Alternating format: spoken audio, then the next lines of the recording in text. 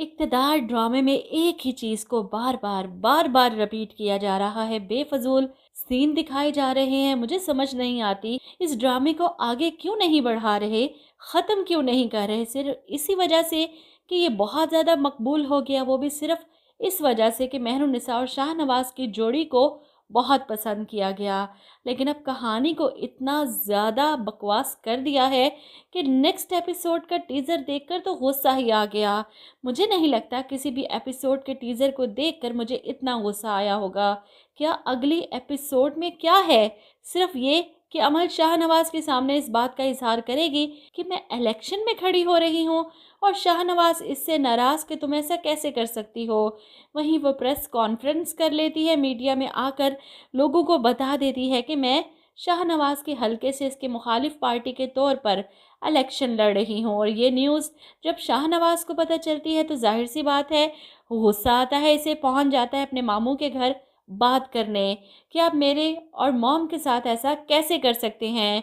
और सफदर साहब जो बजाय अपनी बेटी को रोकने के, इसे समझाने के कि तुम्हारी शादी हो गई है, अपनी लाइफ पर फोकस करो, उल्टा इसका साथ देते हुए शाहनवाज से कहती हैं कि तुमने जो मेरी बेटी के साथ किया वो मैं कैसे भूल सकता हूँ।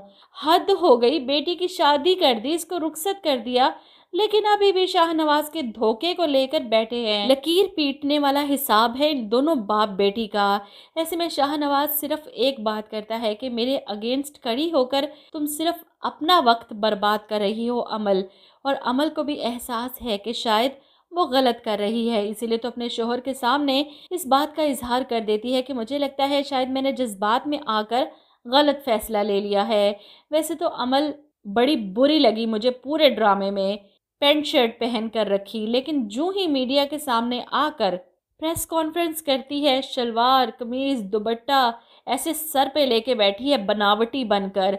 शाहनवाज को कभी टक्कर नहीं दे सकती क्योंकि मेहरुन्निसा ने इसे बहुत ज़्यादा बदल दिया है। और यही बात तो शाहनवाज सोचता है कि अगर मेहरुन्निसा तुम मेरी ज़िंदगी में ना होती तो मेरे साथ क्या होता।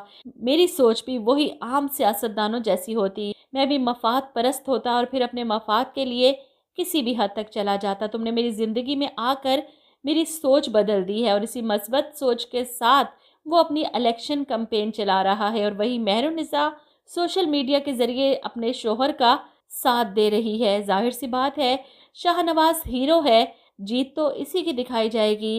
वहीं दूसरी तरफ राफे और बेजान की कहानी बहुत ज़्यादा बोर कर रही है। एक तो अरूज से किस किस को नफ़रत है, और जिस तरह राफे ने इसकी नकल उतारी कि सारा दिन चिक करती रह थकती नहीं तुम लड़ लड़ कर, और इसका चीखना चिल्लाना तोबा, कान के पर्दे फाड़ने वाली आवाज़ है इसकी। ऊपर से बेचारी बीजान मुलाजमा के ना आने पर जब इससे काम का कहती हैं तो कैसे बुखार का बहाना बनाकर अपने कमरे में चली जाती है आराम करने। अब खाना बनाकर फारिग हुई बीजान खुद ही घर की सफाइयाँ भी शुरू कर देती हैं। ऐसे में सफाई करते हुए सीढ़ियों से इनका पाँव फिसलता है और वो ज़मीन पर आ गिरती हैं, पाँव मुड़ जाता है, वो चीखती हैं।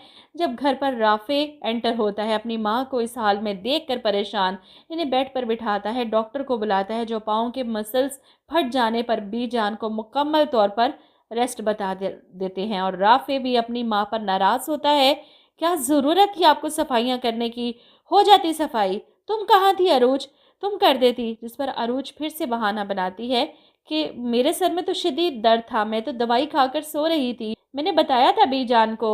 और इन्हें क्या शौक चढ़ा था सफाइयाँ करने का।